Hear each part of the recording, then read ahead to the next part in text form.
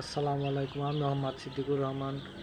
শীতকালে আদর্শ বুডিং কিভাবে করবেন তার বিষয়ে সেই সব বিষয় নিয়ে আপনাদের সাথে আলোচনা করার জন্য আসছি। আমার ভিডিওটা ভালো লাগলে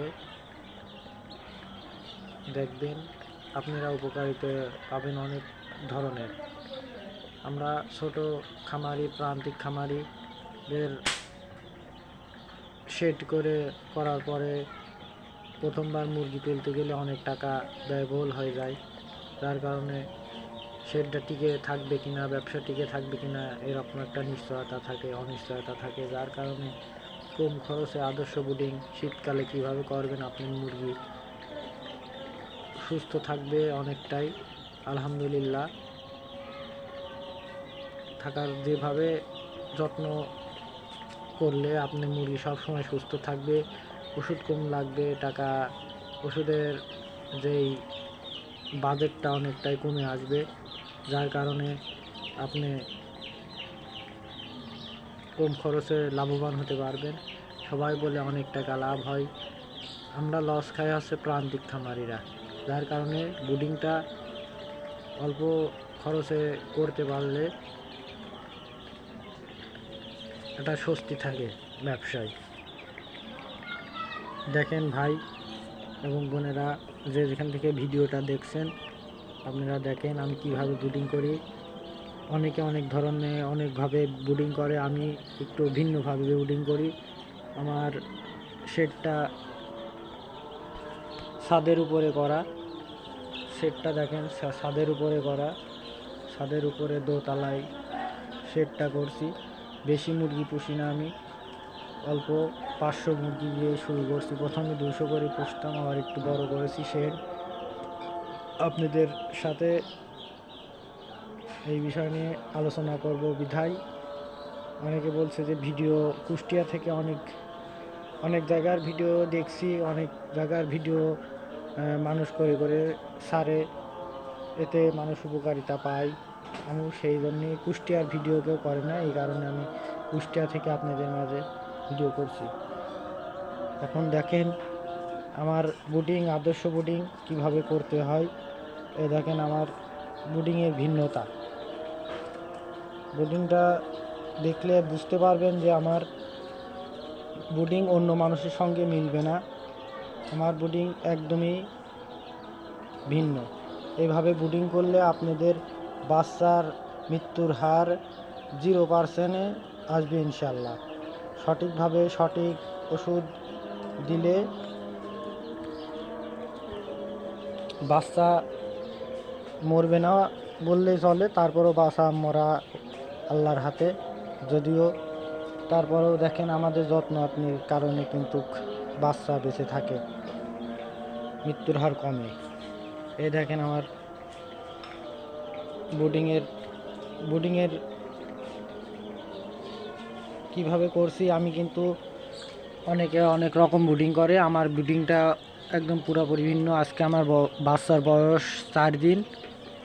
এই দেখেন আমার বুডিংয়ে, এই দেখেন কাবারি দিয়ে উপরে কাপড় দেওয়ার কারণ অর্থ এটাই যে বাইরের কোনো ঠান্ডা হাওয়া ভিতরে আসতে পারবে না। আর এই ঠান্ডা হাওয়ার কারণেই কিন্তু মুরগির ঠান্ডা লাগে, বাচ্চাকালে রানীক্ষেতের সমস্যা হতে পারে, গাম্বুরার সমস্যা হতে পারে। এই কারণে আমি কিন্তু উপরে এমনভাবে প্রোটেকশনটা দিছি যাতে করে বাইরের কোনো ঠান্ডা আবহাওয়া ভিতরে প্রবেশ না করে। এতে করে বাচ্চা অনেক স্বাচ্ছন্দ্যবোধ মনে করে, এবং এর ভিতরে দেখেন কত সুন্দর ঘুরে বেড়াচ্ছে। এবং আমার ইনশাল্লাহ বাচ্চা নিয়ে আসছি 527 পিস। এর ভিতরে দেখেন 12টা মতন ব্রয়লারের বাচ্চা আছে, সাদা বাচ্চা। এই যে দেখেন 3টা সাদা বাচ্চা আছে, ওই 3টাই কিন্তু ব্রয়লারের বাচ্চা। এটা বাড়ির খাওয়ারের জন্য এবং ঈদ উপলক্ষে নিয়ে আসা, যে বড় করার পরে ওই 12-13টা মতন বিক্রি করে দেব। আলহামদুলিল্লাহ আমার এখন পর্যন্ত একটা বাচ্চা মারা যায়নি। আজকে আমার বাচ্চার বয়স 4 দিন, ইনশাল্লাহ কালকে ভ্যাকসিন দিব। সবাই দোয়া করবেন। যেন মুরগি ভালো থাকে। এবং আপনাদের দেখাচ্ছি, দেখেন আমি কিভাবে ব্রুডিং করছি, দেখছেন আমার দেখেন। আপনারাও এইভাবে করবেন। যদি বাসায় কাবারি না থাকে, আপনারা দড়ি বা সুতো এইভাবে ঠিক এইভাবে করে টানাবেন, টানায় নিয়ে যেইভাবে সুবিধা মনে হয় এইভাবে দেবেন। গরমকালেও এইভাবেই করবেন, রেডি করে রাখবেন। অনেক সময় বাচ্চা তোলার পরে দেখা গেলো বাচ্চা ব্রুডিং করবো, এই টাইমে হঠাৎ করে বৃষ্টি ঝড় চলে আসে, সেই ক্ষেত্রে কিন্তু আপনার যতই লাইটের হিট দেন কিন্তু ঠান্ডা যে ওয়েদারটা, এটা কিন্তু বাচ্চার সমস্যা করে ফেলা যায়। তার কারণে অনেক সমস্যা হয় এবং অনেক রকমের ওষুধ খরচ বেড়ে যায়। এই দেখেন আমার কাবারির উপরে কিন্তু আমি কিন্তু ওই দিয়ে ব্রুডিং করি না। এই বাল্বগুলা দেখেন জায়গায় জায়গায় দেওয়া। এই ক্ষেত্রে কাবারিগুলা দেওয়ার উপকারিতা হচ্ছে আপনার লাইটগুলা যখন তখন যেদিক সেদিক করা যায়। যেখানে দেখা গেলো বাচ্চা জ্বর মারছে, ওইটা সরা নিয়ে যায় ওই বাচ্চার মাথার উপরে ওই সুদা দিলে পারে বাচ্চাটা হিটটা ভালো পায়। এখন অনেকে অনেক রকমের ব্রুডিং করে, আমি একটু ভিন্নভাবে ব্রুডিং করি। দেখেন, দেখতেই পাচ্ছেন আমার ভিন্নতা। এই দেখেন বাইরে টিন, অনেকে টিনের শীট ইউজ করে, আমি কিন্তু টিনের শীট ইউজ করি নাই।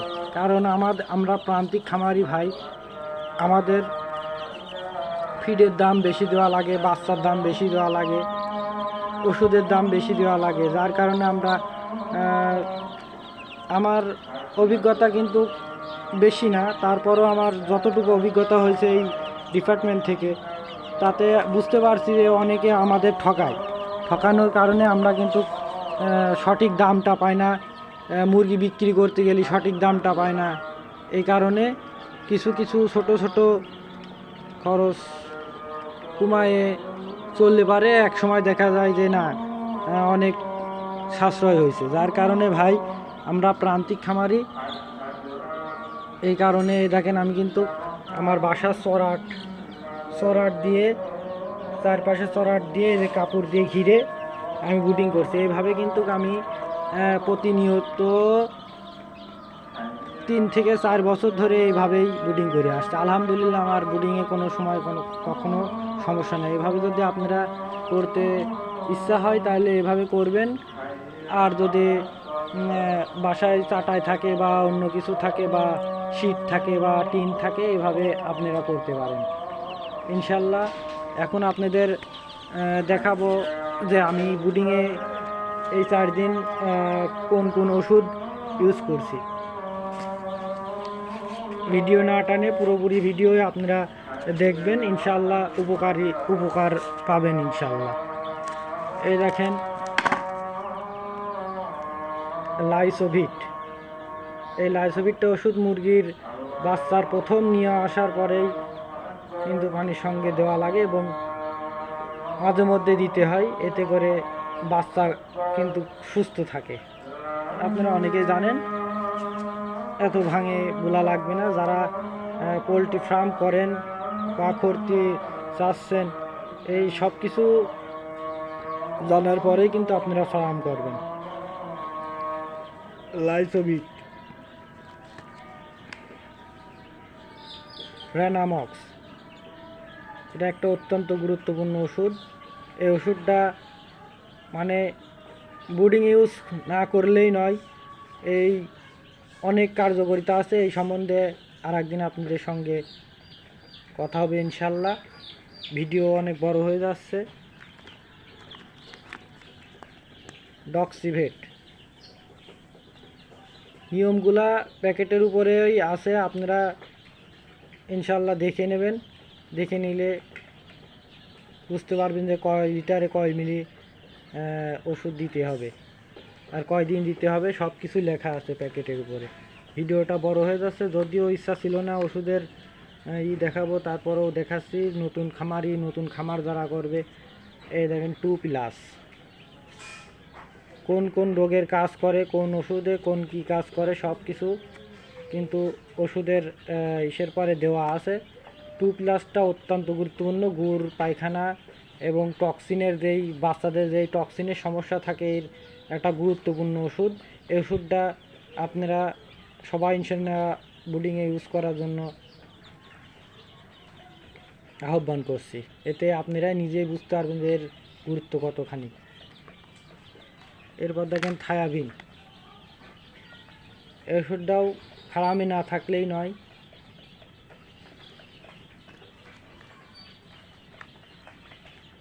রেনাসল AD3, এটা কালকে লাগবে ইনশাল্লাহ। কালকে ভ্যাকসিন দেব। এই ভ্যাকসিন দেওয়ার পরে কিন্তু এই ওষুধটার গুরুত্বপূর্ণ, মানে খুবই গুরুত্বপূর্ণ না, মানে এর যে গুরুত্ব আছে সেটা আপনারা যারা করেন, মানে ফার্ম করতে চাচ্ছেন, তারা ডক্টরের সঙ্গে পরামর্শ করে করবেন ইনশাল্লাহ। যাই হোক, ভিডিও অনেক বড় হয়ে গেল। আপনারা সবাই দোয়া করবেন এবং আমার ভিডিওটা ভালো লাগলে সাবস্ক্রাইব করে দেবেন এবং লাইক কমেন্ট করে দেবেন ইনশাল্লাহ। আসসালামু আলাইকুম।